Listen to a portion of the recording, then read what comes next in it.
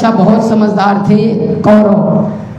धृतराष्ट्र दुर्योधन को बुलाते हैं, कहते तुमने विदुर जी को भगा दिया, ये अच्छा नहीं किया, पर चलो जो हुआ सो हुआ, छोड़ो, कल द्वारिकाधीश आ रहे हैं। तो दुर्योधन कहता तो क्या करूं?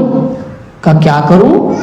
तुम्हें पता है आगे युद्ध करोगे जब, तो इनका इतने अच्छे से स्वागत करो कि कल को तुम्हारे लिए कुछ बोले या तुम्हारे पक्ष में हो जाए।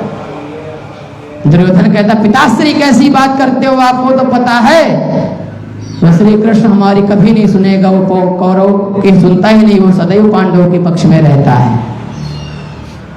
तो उधर कहने लगे, धृतराष्ट्र कहते यही तो राजनीति है। अच्छा ये राजनीति यहीं से तो नेता लोग सीखते हैं। क्या कहा? कहा देखो आज दिन की सेवा करोगे तो कल युद्ध में ऐसा कोई मौका पड़ेगा तो आप इनसे आंख से आंख मिला के बात कर लोगे, वो हाँ में हाँ हो जाएगा, पता नहीं ये कहां पर अवसर मिल जाए। तो इतने अच्छे से सेवा करो कि ये भूल जाएं कि हम शांति प्रस्ताव लेके आए हैं, क्योंकि वो राजा हैं और राजा को जब अच्छे से स्वागत हो जाएगा तो राजा, हम भी राजा वो भी राजा, आपस में मित्रता हो जाएगी। दुर्योधन को लगा ये पिताश्री की बात मेरे ऊपर से निकल रही है, क्योंकि वो राजा तो बाद में, पर वो उनकी जो बुद्धि है वो अलग है, छलिया है, वो अपने मन की चलेगी। हमारा कुछ भी कहना ठीक है नहीं है, पर पिताश्री कह रहे हैं तो कर लेना चाहिए। पूरा सजाया गया, हस्तिनापुर से लेकर सारा कुछ सजाया गया और रास्तों में पुष्प वर्षा के लिए बहुत लोग को खड़ा कर दिया गया कि जैसे द्वारिकाधीश आते हैं, रथ लेके आते हैं, उनको इतना अच्छे से स्वागत किया जाए कि आज तक का इतिहास में ऐसा किसी राजा का स्वागत नहीं हुआ हो।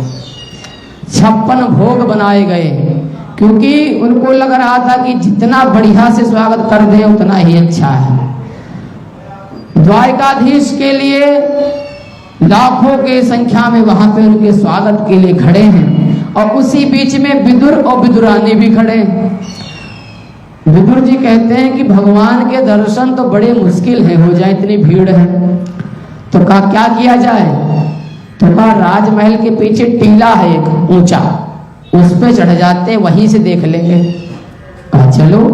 अच्छा विदुर और विदुरानी पहुंच गए उस टीला पे और दूर से देख रहे हैं कि भगवान का रथ आ रहा है, और रथ को देख रहे हैं तभी भगवान ने बहुत दूर से ही विदुर जी को देख लिया और कहा चाचा जी कैसे हो।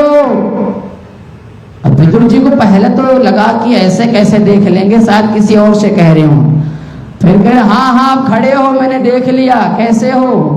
अब लगा कि मुझे देख लिया है, बड़ा खुश हुए और कहने लगे किससे? अपनी विदुरानी से।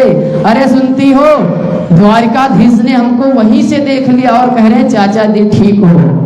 विदुरानी की लगा ये तो मुझे लग रहा पगलाई हो गए इनको देखते ही, इतनी दूर से कैसे, वो इतनी जनसंख्या इतनी हो रही है, इनको कैसे देख सकते हैं।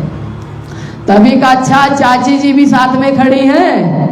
अब उन्हें भी लगा रहे दोनों को देख लिया है, अब हाथ यहीं से जोड़ रहे हैं, भगवान वहीं रथ से ही कह रहे हैं हाँ ठीक हो बढ़िया। तो कहा देखो भगवान कैसे पहचान लेते हैं। तो मन ही मन विदुरानी कहते हैं प्रभु घर भी आना है आपको, साग बनाया है, न्योता यहीं दे दिया था। कहा हाँ जरूर आएंगे जरूर आएंगे। अब जब यहाँ महल में आते हैं तो विदुर जी पीछे पीछे आ रहे हैं कि देखता हूँ क्या क्या बात होगी। बढ़िया स्वागत हुआ। दुर्योधन ने बहुत 56 भोग सामने रखे और कहा खाइए। तो भगवान कहते हैं जिस काम के लिए आए हैं, अच्छा व्यक्ति यही भूल जाता है, काम के जिसलिए जाता हूँ काम भूल जाता है, पर भगवान से सीख लेनी चाहिए। भगवान ने पहले काम रखा अपना, कहा देखो जिस काम के लिए मैं आया हूँ वह पहले हो जाए, खाना तो होता रहेगा। कहा देखो भगवान कहते हैं ना मैं उनके तरफ ना आपके तरफ। देखो भगवान चाहते तो ये कुछ हो सकता था, पर भगवान ऐसे हिसाब से रहते हैं जैसे एक व्यक्ति हो। ये कहीं नहीं दिखाते हैं कि मैं ब्रह्म हूं, मैं वो हाँ दिखाते हैं जब कोई राक्षस उनको कहता कि आप कौन हो, अपना प्रभाव शक्ति दिखाओ, तब वो दिखाते हैं, उससे पहले कभी नहीं दिखाते। भगवान कहते हैं देखो मैं आपसे बस इतना कहने आया हूं कि ये युद्ध का जो आप लोग योजनाएं बना रहे हो ये बहुत गलत है, क्योंकि इसमें जाने अनजाने में कितने सैनिक, कितनी माताओं की मांग और सिंदूर और कोख दोनों खाली हो जाएंगे। क्योंकि दुख जो यह होगा ना, इसका जो अभिशाप लगेगा वो जनमानस तक को लगेगा कि देखो युद्ध तो इनके बीच में था, पर युद्ध में कितने मारे गए। इसलिए मैं चाहता हूं कि युद्ध होना। अच्छा, ये बात अंदर से दुर्योधन सुन रहा, कह रहा है कैसे डरपोक वाली बातें कर रहे हैं, पर बोला नहीं उस समय। फिर जैसे ये कहा भगवान ने कि ऐसा करो, आपका तो पूरा साम्राज्य है, ऐसा करो पांडवों को 5 गांव दे दो, मैं उनको समझा दूंगा, वो 5 गांव में ही खुश से रहने लगेंगे। अब दुर्योधन के लगा कि अब अगर ना बोला तो मेरा बल किस काम का, तुरंत खड़ा होगा, कहने लगा हे कृष्ण कैसी बात कर रहे हो, 5 गांव क्या साधारण मिल जाएगा, मैं उन पांडवों को सोई के नोक की बराबर की भूमि नहीं दूंगा, और अगर उनको चाहिए तो युद्ध करें, युद्ध में विजय हो फिर लेके जाएं, क्योंकि हम ऐसे देने वाले नहीं हैं। और भगवान को लगा अच्छा यहाँ युद्ध की बात हमारे सामने कर रहा है। भगवान ने कहा तो ऐसी बात ठीक है, कहा तुम्हारा खाना तुम्हें मुबारक हो, हम नहीं खाएंगे। देखो खाना 2 स्थिति में खाया जाता है, भोजन पहला भूख, दूसरा सम्मान से खिलाया गया। यहाँ पर दोनों चीज नहीं है। भूख इसलिए नहीं है क्योंकि ऐसे अपशब्द वाली बातें बोली गई, सम्मान तो पहले से ही नहीं था क्योंकि राजनीति के लिए ने किया था कि ऐसा ऐसा करेंगे, भगवान हमारा खाएंगे तो हमारा गाएंगे। जब भगवान ने खाया ही नहीं तो गाएंगे क्या, कहता ना भैया उसका खा रहा है इसलिए उसका गाता है। तो भगवान ऐसा खाते ही नहीं है जहां पर भाव ना हो। और फिर भगवान को खिला के सोचो हम भगवान को इस्तेमाल कर लेंगे तो नहीं कर सकते। हाँ, भगवान से भाव से और भगवान को प्रेम से बांध सकते हो, ना कि अपने अहंकार से। भगवान वहां से चले आए। विदुर जी देख रहे हैं कि विदुर जी जो सभा में है बहुत देर में पहुंचेंगे, पर रथ जल्दी आ जाता है। और भगवान पहुंच गए कहाँ, विदुरानी के यहाँ, क्योंकि दावत में हाँ बोल रखा तो जाना चाहिए।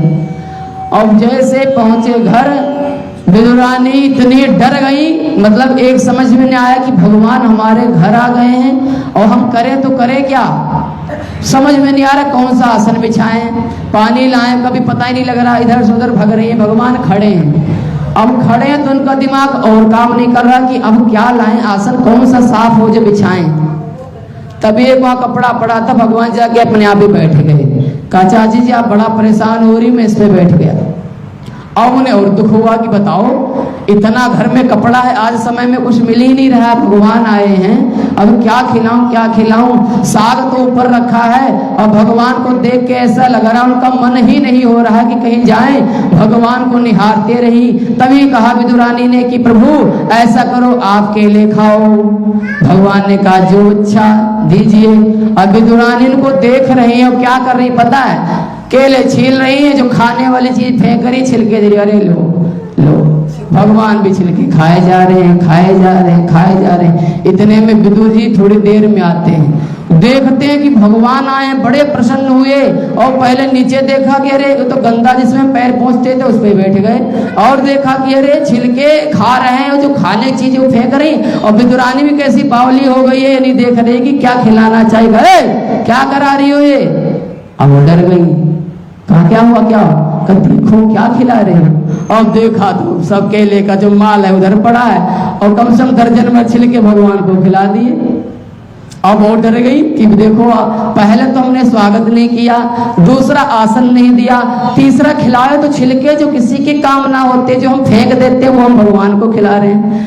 पर भगवान से पूछा प्रभु चलो ये इनको तो पता नहीं चला, पर आप तो मना कर देते।